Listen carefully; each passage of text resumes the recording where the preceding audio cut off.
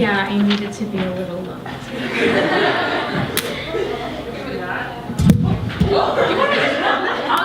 I'll just hold it. Hi, I'm Sarah, and I'm very nervous. Okay. Thank you. Okay.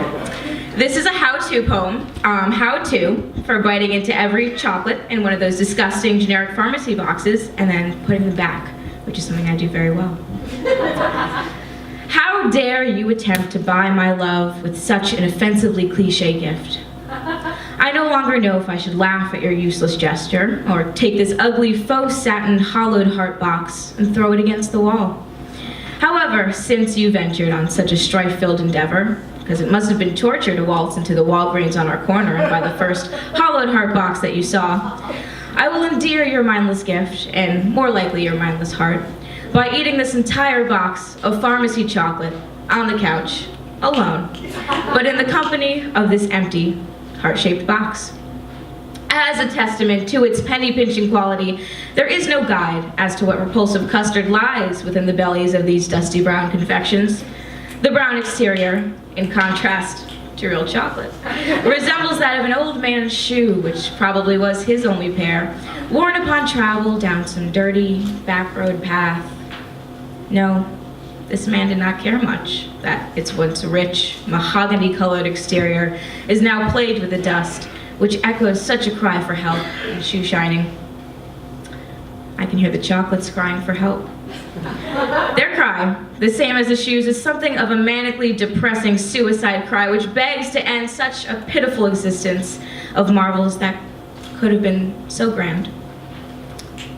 This one is raspberry. How disgusting. I've always wondered why someone decided that it was a good idea, or why anyone in any state of being would ever willingly eat such a disgraceful, processed sin on a palate created by God. You have offended me yet again, Walgreens Pharmacy. Oh Lord, is this supposed to be coconut? Haven't we gone too far? God should have stopped those stupid monkeys, or at least saved them from the inevitable thumbs and upright standing. Maybe if God had stopped those miserable animals, there would have been no amateur chocolatier to concoct such an offensive flavor. Funny, though, how these flavors remind me of you. How every bite I take is a bitter reminder that at 8 o'clock you'll return to our dingy flat and poke your head around that ugly corner like some dopey cartoon character. But unlike you, this custard taste will go away with the next chocolate my teeth sink into, first delicately, then with such gusto associated with utter repulsion.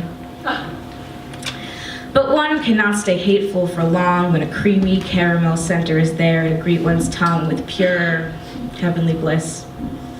I will admit, a slight guilt overcomes me when I eat this chocolate in its cheap entirety. All those half-eaten corpses should remind you, dear caramel-scented chocolate, that you are exceptional. I guess you could say that we're brethren, my beautiful mangled chocolate rejects. We are both bought by cheap love, both irritatingly bitter, cold and hard, and ugh, 2 raspberries in one box, oh my God. Unimpressive. We are not like those caramel wonder children who bound about life, or their chocolate box, knowing that they are an exception to this world, or chocolate box. We are content with our mediocrity, proud of our bold, commonplace heritage, and just angry enough and daring enough to be in the box, no matter how many times we're spit out. Because why can't a coconut, or what I really hope is a coconut custard, fill me inside and make my chocolatey exterior melt and boil and bubble over my human flesh? Cover me in chocolate and dip me in a sea of doubts, we yell. And just because I have eaten half of you and spit you back into your crinkly, hollowed heart hell, does not mean that you must settle for a raspberry misery. Perhaps, now that it is 7:50 and you are surely homebound, you will find my chocolate discards waiting, as they have been waiting in their heart-shaped box, to greet you with my disdain. However, there will be no time for you to make some futile, irrelevant comment about how ungrateful my actions have been, because I will be gone. No, I have not gone to the Walgreens pharmacy to retrieve those lost dollars. In fact, I have sauntered past Walgreens while cursing, "Fuck you," just moderately loud, and have made my my way to that hipster boutique chocolatier who will sell me, for just under $20, a bar of chocolate so magnificent it was as if you were never alive.